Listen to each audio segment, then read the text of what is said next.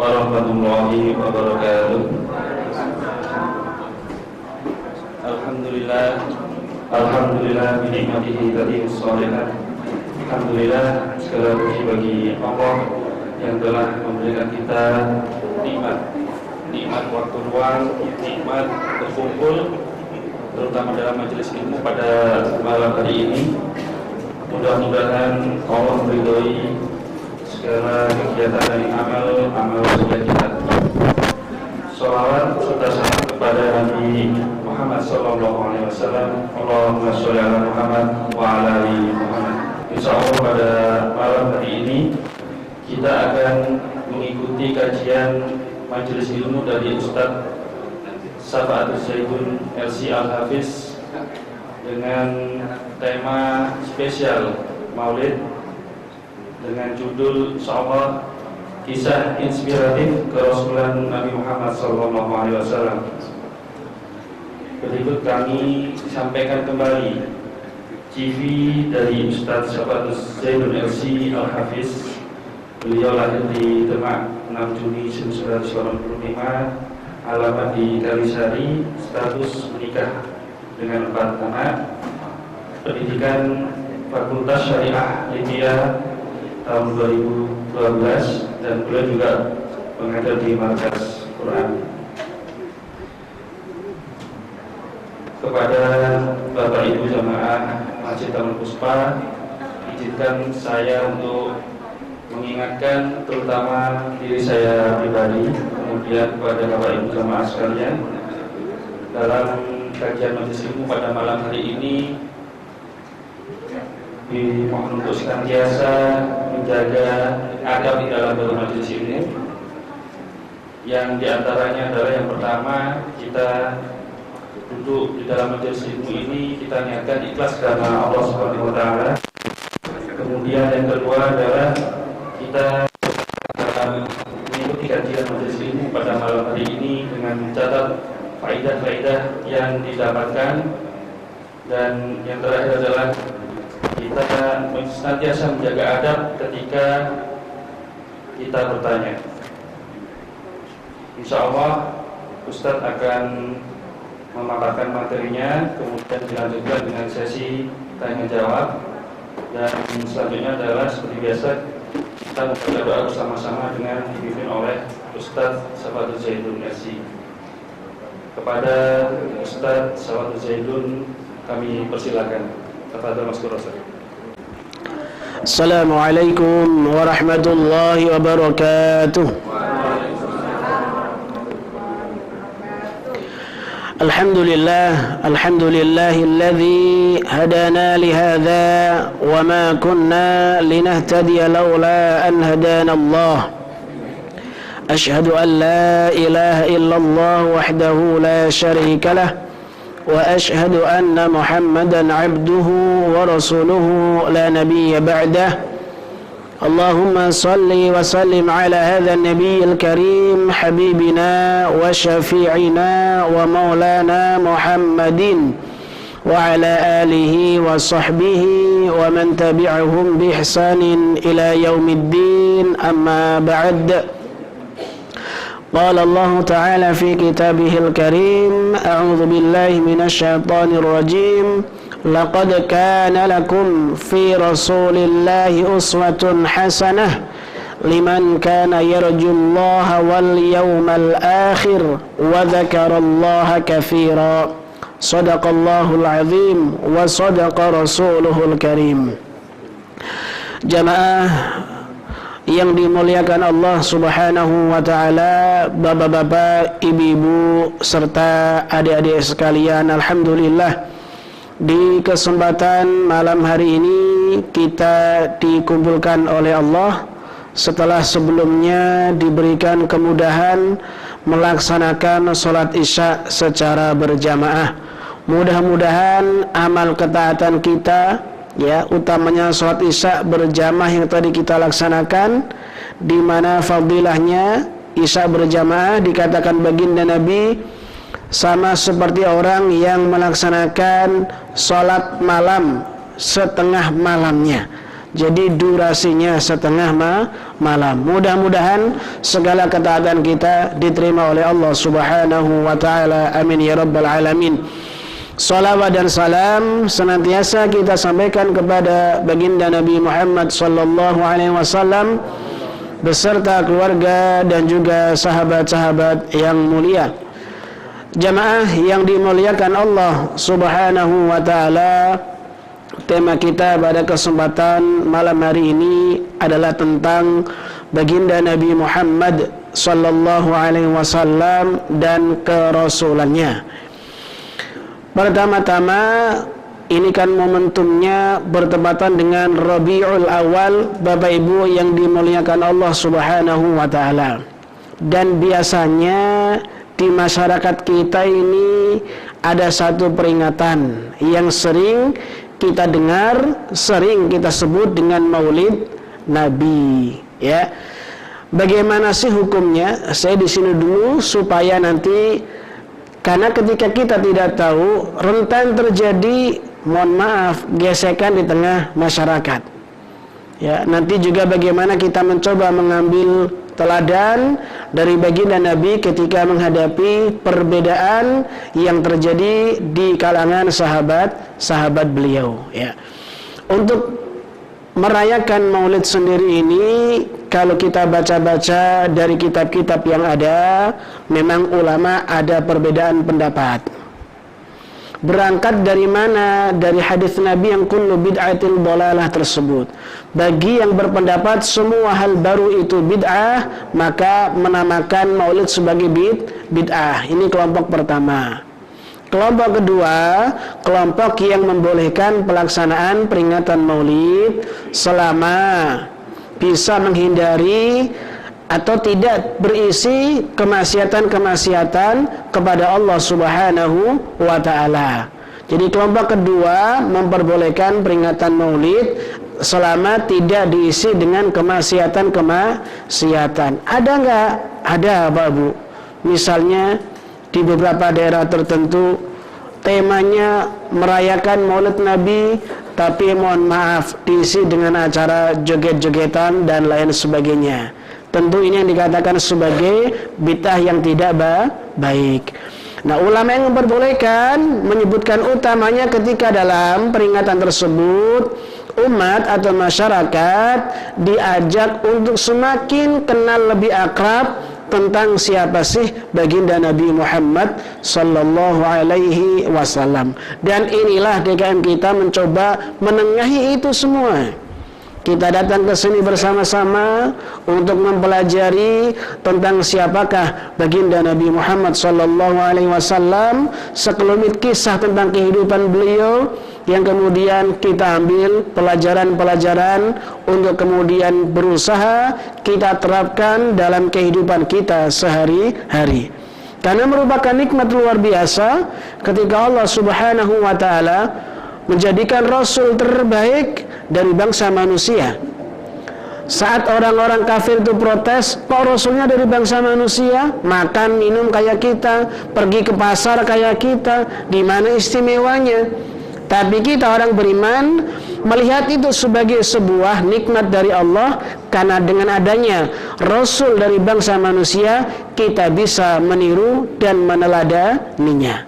Begitu Bapak Ibu yang dimuliakan Allah Subhanahu wa taala, ya. Terkait dengan baginda Nabi sendiri, untuk kelahiran pastinya kapan? Kalau kita buka kitab-kitab sirah atau kitab-kitab sejarah baginda Nabi, maka kita akan mendapati perbedaan pendapat. Yang masyhur di kalangan kita, yang populer, ada pada tanggal 12 Rabiul Awal. Itu yang populer. Artinya ada pendapat-pendapat lain di sana. Loh, kok bisa berbeda pendapat, Ustaz? Saya membayangkan, ini saya analogi saja, Pak Bu. Kakek saya, nenek saya, bapak saya, ibu saya, karena kebetulan saya dari daerah, dari kampung. Itu kalau ditanya tanggal lahirnya pastinya kapan, umumnya dulu kakek lahir pas peristiwa ini. Nah, biasanya begitu, Pak Bu, ya. Saat Nabi Muhammad sallallahu alaihi wasallam dilahirkan, Orang tuanya kan tidak tahu ini akan menjadi Rasul yang paling mulia. Dicatat, dukcapil dan sebagainya. Tidak ada seperti itu. Seiring berjalannya waktu, bahkan sekelas pamannya beliau, Abu Thalib, ketika hendak mengajak Nabi berdagang ke Syam, bertemu dengan seorang rahib Buhairah, baru dikatakan, bawa pulang ponakanmu. Ternyata yang bisa mengenali ciri-ciri kenabian justru orang-orang yang berpegang teguh pada kitab-kitab sebelumnya. Artinya bahasa kita, ustadz di agamanya masing-masing, yang masih berpegang teguh dengan kitab yang masih orisinilnya. Jadi begitu melihat tanda-tanda pada diri Nabi Muhammad SAW, Abu Thalib ditanya, ini anakmu? Iya. Yang jujur. Didesak, akhirnya dia bukan anakku, dia keponakanku. Apakah dia yatim? Terus didesak, iya. Bawa pulang. Pulang. Karena kalau ketahuan bangsa sebelah, bahasa kita seperti itu, dalam bab itu bangsa Yahudi, nanti ponakanmu dalam bahaya. Karena kita semuanya tahu kebiasaan bangsa Yahudi saat itu, ketika ada nabi yang tidak sesuai dengan seleranya, mereka bukan lagi tidak menaati atau membangkang, tapi tidak segan-segan berusaha untuk menghabisinya. Apalagi Nabi Muhammad SAW di saat itu masih belia, belum diutus menjadi Rasul, tapi sudah ada tanda-tanda. Nah, dari peristiwa-peristiwa itulah kita jadi maklum kok penanggalannya berbeda-beda. Karena ketika lahir, ibunda juga tidak tahu bahwa bayi yang dilahirkannya kelak menjadi Rasul yang paling mulia. Kakeknya juga tidak tahu. Ayahnya tahu enggak? Ayahnya sudah meninggal lebih dulu. Karena Nabi Muhammad lahir dalam keadaan yatim. Seperti itu Bapak Ibu yang dimuliakan Allah. Sehingga kita pas baca buku, kok beda-beda, ini yang benar yang mana? Sejarahnya benar enggak ini? Benar sejarahnya, Nabi Rasul yang paling mulia. Penanggalannya kenapa berbeda? Karena tidak seperti kita. Pas lahir ada akte kelahiran anak-anak saya, anak-anak kita semuanya. Kita kan semuanya ada aktenya Pak Bu ya. Jadi begitu lahir tidak didata. Pada saat itu tidak terdata seperti sekarang. Maka wajar yang diingat hanya peristiwa besarnya saja. Adapun untuk tahunnya, perbedaannya hanya sedikit sekali. Makanya hampir disepakati tahun gajah 571 Masehi.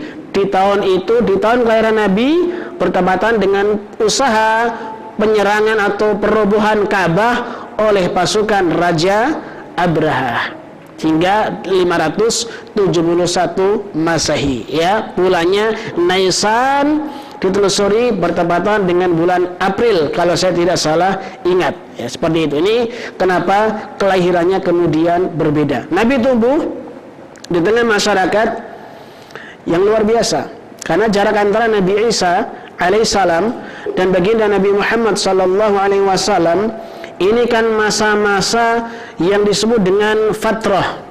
Masa fatrah, bahasa sederhananya kekosongan akan seorang Rasul atau Nabi. Jadi setelah Nabi Isa diangkat oleh Allah Subhanahu wa ta'ala, barrafa'ahu Allahu ilaih. Ayat Al-Quran menjelaskan Nabi Isa diangkat oleh Allah Subhanahu wa ta'ala. Jarak antara setelah Nabi Isa sebelum Nabi Muhammad tidak ada nabi yang lainnya. Itu berdasarkan hadis yang sahih. Jadi jarak antara Nabi Isa dan Nabi Muhammad disebut dengan zaman fatrah tersebut. Mohon maaf, kalau kita bicara sejarah, memang kadang-kadang jumlah tahun berapa itu rentan terjadi perbedaan. Kita buka di tafsirnya surat Al-Maidah tersebut, ada yang berpendapat jarak antara Nabi Isa dan Nabi Muhammad 600 tahun. Ada yang berpendapat 560 tahun. Ada yang berpendapat 530 tahun. Ada yang berpendapat 430 sekian tahun. Tapi dari sekian banyak pendapat, yang paling kuat menurut ahli sejarah adalah yang sekitar 600 tahun.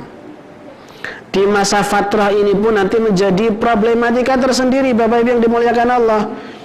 Kita kan sering mendengar, mohon maaf, pertanyaan-pertanyaan sebenarnya nggak ada kaitan dengan kita. Apa pertanyaannya?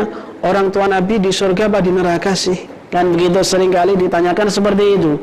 Kadang kita bingung. Tapi ingat, ini zaman fatrah, kekosongan. Maka kita kembalikan kepada Allah, hakikatnya seperti apa.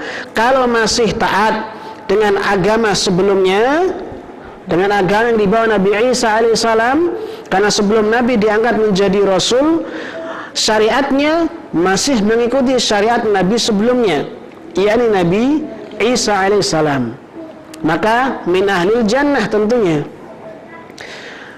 Tapi apabila misalnya bagi kelompok-kelompok yang menyeleweng, sudah menyembah berhala, Nabi Isa juga hanya memerintahkan kepada umat-umatnya agar hanya menjadikan Allah sebagai Tuhannya. Sebagaimana banyak disebutkan di ayat-ayat Al-Quran. Al-Maidah menyebutkan, Maria menyebutkan, bahkan mengatakan ana abdullah, saya hambanya Allah subhanahu wa ta'ala, secara jelas dan tegas di situ. Nah, maka di zaman fatrah ini, ketika yang masih mengikuti agama Nabi Isa alaihissalam, maka min al-jannah. Sebaliknya, yang sudah mulai menyeleweng, nyembah berhala sebagainya, dan ini banyak sekali ternyata. Inilah yang menjadikan baginda Nabi gelisah. Sebelum diangkatnya Nabi menjadi Rasul, itu situasi sosial agamanya luar biasa berantakannya. Di antara sosial, mohon maaf ibu-ibu, sebelum agama Islam datang, perempuan itu seperti komoditi, bisa diwariskan, mohon maaf, bisa diperjualbelikan. Bahkan sebelum Islam datang, apabila ayah meninggal, mohon maaf, istrinya ayah yang notabene sebagai ibu itu bisa diwariskan dan berganti status menjadi istri atau mungkin apanya anaknya. Zaman sebelum Islam datang, kondisi sosialnya diantaranya seperti itu. Bebas memiliki istri berapapun di zaman sebelum Islam datang. Nanti kaitannya apa? Mohon maaf. Jadi Islam datang, mohon maaf, dengan ajarannya yang membatasi hanya 4 itu, karena sebelumnya luar biasa sekali kondisi sosial yang begitu merendahkan kaum perempuan. Maka begitu Islam datang, arahan baginda Nabi kepada salah satu sahabatnya, amsik alaika arba'an. Jadi zaman itu hal yang lumrah memiliki istri lebih dari 1, bahkan berlebihan tadi.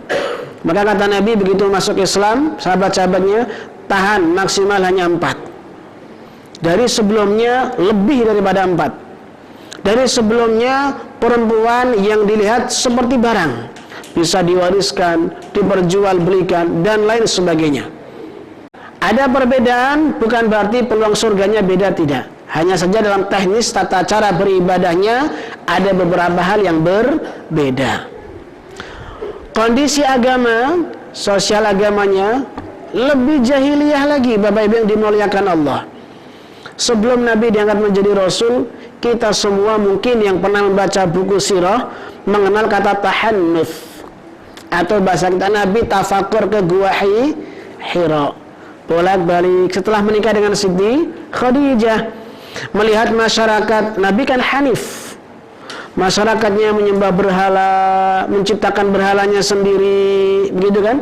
Bahkan di antara buku yang pernah kita baca barangkali, kalau kita baca buku sejarah, kebiasaan bangsa Arab saat itu adalah berdagang.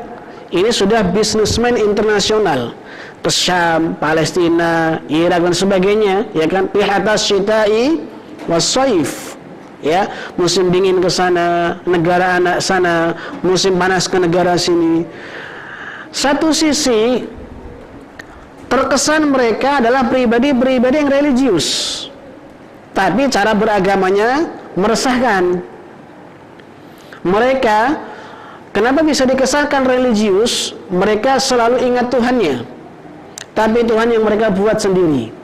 Nah, maka di antara buku yang pernah saya pelajari dulu ketika di madrasah adalah, jadi mereka selalu menyertakan kehadiran Tuhan mereka di setiap perjalanannya, membuat model miniatur Tuhan yang mereka sembah dari bahan makanan, roti dan sebagainya, begitu ya.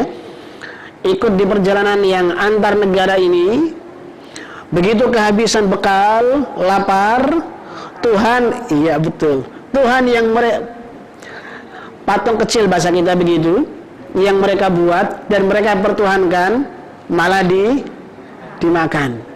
Ini diantara gambaran jahiliyah berantakannya beragama pada masa itu.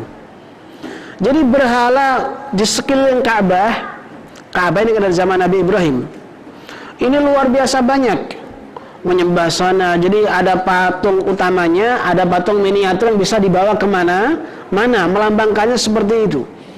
Dibuat dari apa saja, mau kayu ketemunya, mau batu, mau gandum. Nah, yang dari bahan-bahan makanan ini, kalau pas ketemu lapar nggak ada lagi yang dimakan, Tuhannya dimakan. Ini bentuk, maka dikatakan jahiliyah. Nabi Muhammad sallallahu alaihi wasallam melihat ini gelisah. Miras di mana-mana, judi di mana-mana, perempuan direndahkan sedemikian rupa, cara beragama yang tidak ada aturan mainnya begitu berantakan, sampai logika pun tidak bisa dipakai. Mana ada Tuhan dimakan, kan begitu. Maka Nabi seringkali ketika sudah sampai pada titik nadir kegelisahannya, memilih mengasingkan diri ke Gua Hira. Sekali bekal habis, pulang lagi. Nah, ini alhamdulillah punya istri yang solid, support habis, suaminya gelisah disupport. Nah, ya. Nah, sampai beberapa kali, sampai akhirnya Allah mengutus malaikat Jibril. Dapat wahyu, Iqra bismi rabbikal ladzi khalaq.